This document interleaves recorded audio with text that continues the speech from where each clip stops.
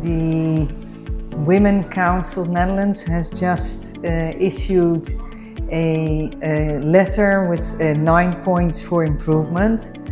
I think one of the biggest priorities is healthcare at the moment, that gender-specific and gender-sensitive healthcare reforms are needed in types of research and awareness of health issues or complaints that are gender-specific or have a gender-sensitive nature, and not enough budget and funding has been provided in the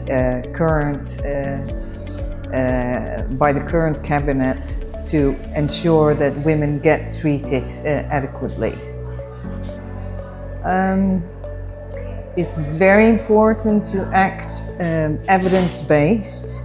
So all the research being done by the Rewire group, if translated to practical measures that we can support on a grassroots level, will be very beneficial for policy makers and practitioners in the field. The contribution that we make is that our organization, the Women Council Netherlands, the Women Council Europe and the International Women Council, they all have so many connections in the field with all the women in all their variety in the type of background, religion, color,